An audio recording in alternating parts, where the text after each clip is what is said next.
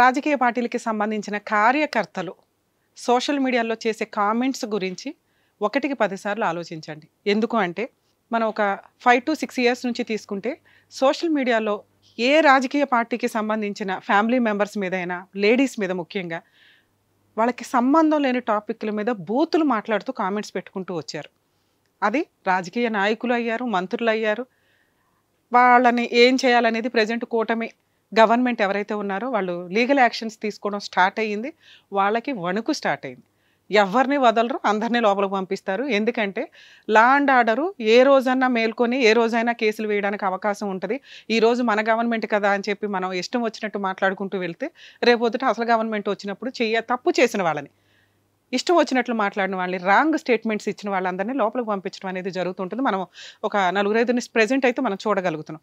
అంటే వాళ్ళు గొప్ప వ్యక్తులు అయినా కూడా ఎవరిని లా అండ్ ఆర్డర్ వదలదు. అలాగే ఇప్పుడు రాజకీయ కార్యకర్తల గురించి మనం మాట్లాడాలి. ఎంత దారుణమైన స్టేట్మెంట్స్ ఇస్తా కూర్చుంటారంటే ఇంకా బూతులు ఇంట్లో పని ఉండదో ఏముండదో నాకు అర్థం కావట్లా. అందులోనూ కొన్ని గవర్నమెంట్కి సంబంధించిన వ్యక్తులు అయితే ఇంకా నీచాతి నీచమైన పదాలు వాడుతూ దారుణంగా అసలు వాళ్ళ ఇంట్లో తినటానికి ఉంటుందో లేదో తెలియదు కానీ ఇదే పని మీద కూర్చొని రాంగ్ స్టేట్మెంట్స్ ఇవ్వడం, వాళ్ళ ఫ్యామిలీ మెంబర్స్ని బూతులు తిట్టడం అనేది జరుగుతుంది. దీనికి సంబంధించి మనం చేబ్రోలు కిరణ్ గారిని కూడా ఒక ఎగ్జాంపుల్గా మాట్లాడవచ్చు. అలా కొంతమంది ఉన్నారు. ఎందుకంటే అదర్ సైడు అంతే బూతులు అటాక్ వచ్చినప్పుడు వీళ్ళు కూడా అలా అటాక్ ఇవ్వాల్సిన పరిస్థితులు కొన్ని సందర్భాల్లో వచ్చినాయి. ఇప్పుడు ఆ స్థితి లేదు. ఇప్పుడు గవర్నమెంట్ మేల్కొంది. కూటమి గవర్నమెంట్ నాకు తెలిసి ఈ రాంగ్ స్టేట్మెంట్స్ ఇస్తున్న వాళ్ళందరి మీద కూడా రాంగ్ కామెంట్స్ పెడుతున్న వాళ్ళు, బూతులు కామెంట్స్ పెడుతున్న వాళ్ళందరినీ కూడా లీగల్ యాక్షన్ తీసుకోవడం జరుగుతుంది. కాబట్టి కూటమి గవర్నమెంట్కి సంబంధించిన కార్యకర్తలు అందరూ కూడా జాగ్రత్తగా ఉండండి. ఎవరన్నా రాంగ్ వీడియోలు పెడితే, రాంగ్ స్టేట్మెంట్స్ తోటి వీడియోలు చేస్తే కనుక వాళ్ళని మీరు లీగల్ టర్మినాలజీలోనే సరైన పదాలతోటి మీరు వాటిని బ్లాక్ చేయడమా, వాటికి రెస్పాండ్ అవ్వడమా చూడండి తప్ప బూతులతోటి మాట్లాడొద్దు. ఎందుకంటే ఇప్పుడు కూటమి గవర్నమెంట్ తీసుకునే లీగల్ యాక్షన్స్ అందరి మీద తీసుకుంటారు. సొంత కార్యకర్తలను కూడా ఎవరిని వదలటల్లా. సో బీజేపీకి సంబంధించిన కార్యకర్తలు కానీ, టీడీపీకి సంబంధించిన కార్యకర్తలు కానీ, జనసేన కార్యకర్తలు కానీ దయచేసి నా పర్సనల్ రిక్వెస్ట్ అండి, మీరు స్టేట్మెంట్స్ కానీ కామెంట్స్ కానీ పెట్టేటప్పుడు కొంచెం పర్ఫెక్ట్గా లీగల్ టర్మినాలజీలో మీ ఉద్దేశాన్ని తెలియజేసేలాగా ఉండాలి తప్ప అవతల వ్యక్తిని పర్సనల్గా బూతులతో టార్గెట్ చేసేలాగా వద్దు. ఇక వైసీపీ గవర్నమెంట్కి సంబంధించిన వ్యక్తుల్ని ఈ మధ్యకాలంలో మేము సోషల్ మీడియాలో అబ్జర్వ్ చేస్తుంటే అల్లు అర్జున్ గారి ఫోటోలు పెట్టుకోవడం కానీ, లేకపోతే ఇంకొకళ్ళ ఫోటోలు ఫేక్ ఐడీలు క్రియేట్ చేసి కుటుంబ వాళ్ళ మధ్య అండర్స్టాండింగ్స్ లేవు అని తెలియచేయడం కోసమని ఇష్టం వచ్చినట్టు పర్సనల్ టార్గెట్లు పెట్టుకుంటూ మళ్ళీ వెంటనే డిలీట్ చేయడం, భయపడి డిలీట్ చేయడం ఇవన్నీ జరుగుతున్నాయి. ఇన్ కేస్ అట్లా ఫేక్ ఐడీలతో వచ్చిన వ్యక్తుల్ని కూడా కూటమి గవర్నమెంట్ వదలరండి, ఏ గవర్నమెంట్ వదలదు. సో ఇక్కడ నుంచి బూత్ పంచాయతీలు పెట్టే పొలిటికల్ లీడర్స్ కానీ, కార్యకర్తలు కానీ జాగ్రత్త పడండి. అవతల వ్యక్తి ఎవరైనా కానీ ఒక వీడియో చేసినప్పుడు ఈ మధ్యకాలంలో కొంతమందిని చూస్తున్నాం, సెలబ్రిటీ వీడియోలు చేసే వ్యక్తులు కూడా సీఎం ఫోటోనో, డిప్యూటీ సీఎం ఫోటోలో పెట్టుకుంటూ ఒక స్టేట్మెంట్లు పాస్ చేస్తూ వెళ్తున్నారు. అవి వెళ్తే కొంచెం వీడియో వెళ్తుందని వాళ్ళ ఆశ అయ్యి ఉండొచ్చు. మేబీ అలాంటివి రాంగ్ వీడియోలు అయితే మీరు ఖచ్చితంగా ప్రాపర్ వేలో డిగ్నిటీగా రెస్పాండ్ అవ్వండి. అవతల వ్యక్తికి తెలియాలి వాళ్ళు చేస్తున్న వీడియోలు తప్పు అని. ఇక ఇంకొక విషయం, అసలు మనం వేరే దేశాల్లో చూస్తే చక్కగా ఏ మంచి పనులు చేయాలి, ఎట్లా కెరియర్ డెవలప్ చేసుకోవాలి, డెవలప్మెంట్కి సంబంధించి ఏవి కొత్త పథకాలు కనిపెట్టాలని చూస్తుంటే ఈ ఆంధ్రాకి సంబంధించి కార్యకర్తలు కానీ, ప్రజలు కానీ ఈ రాంగ్ స్టేట్మెంట్లు ఇచ్చుకుంటూ వల్గర్ మెసేజ్లు పెట్టుకోవడం మీద ఎక్కువ టార్గెట్ పెడుతున్నారు. కొంచెం చేంజ్ అవ్వండి. ఎందుకంటే గవర్నమెంట్ చేంజ్ అయింది. గవర్నమెంట్ రాష్ట్ర అభివృద్ధి కోసం ప్రయత్నిస్తున్నప్పుడు రాష్ట్ర అభివృద్ధికి కావాల్సిన పనులేంటి, మనం ఏ రకంగా యూజ్ చేసుకోవాలి, అలాగే మన ఏరియాలో జరగాల్సిన డెవలప్మెంట్ పనులేంటి, అది గవర్నమెంట్కి దృష్టికి ఎట్లా తీసుకెళ్లాలనేది చూడండి.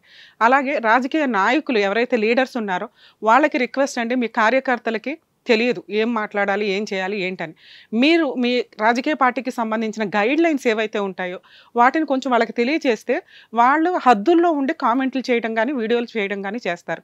ఎందుకంటే వాళ్ళ కుటుంబాలు చాలా చిన్నవి, వాళ్ళు చేసే పనులు వేరు.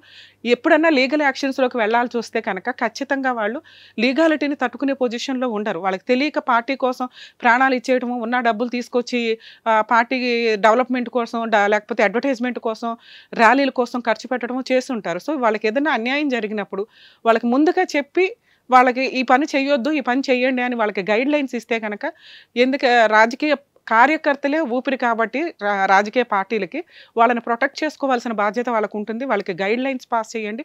వాళ్ళు ప్రాపర్ వేలో పార్టీని ప్రొటెక్ట్ చేసే విధంగా ఉండాలి అనేలాగా మీరు చూసుకుంటే వాళ్ళు పార్టీని చూసుకుంటారు. ఇక మిగతా బూతు పంచాయతీలు పెట్టే వాళ్ళందరికీ కూడా గట్టి వార్నింగ్ అండి. రేపటి రోజున అందరి మీద కేసులు రిజిస్టర్ అవుతాయి. పాతగా బూతులు తిట్టిన వాళ్ళని కూడా ఇక్కడ ఎవరు వదలటానికి రెడీగా లేరు. నెక్స్ట్ జరిగే కేసులన్నీ కూడా వాటికి సంబంధించి. నా రిక్వెస్ట్, ఎవరు కూడా ఫాల్స్ స్టేట్మెంట్స్ తోటి వీడియోలు చేయొద్దు. బూతులతోటి పర్సనల్ టార్గెట్లతోటి ఎవరిని కూడా వాళ్ళ ఫ్యామిలీ మెంబర్స్ మీద టార్గెట్ చేయదు. ఎందుకంటే ఒక రాజకీయ నాయకుడు అవ్వాలి అన్నా, రాజకీయ నాయకురాలు అవ్వాలన్నా వాళ్ళు ఎంతో కష్టపడి ఆ స్టేజ్లకు వెళ్ళి ఉంటారు. అవతల వ్యక్తి యొక్క మానసిక ధైర్యం మీద టార్గెట్ పెట్టుకొని వాళ్ళని ఇబ్బంది పెట్టాలి అనుకుంటే క్యారెక్టర్లో బూతులో మాట్లాడడం, అది ఆంధ్ర ప్రజలకి బాగా అలవాటు చేసేశారు రాజకీయ నాయక పార్టీలు కొన్ని.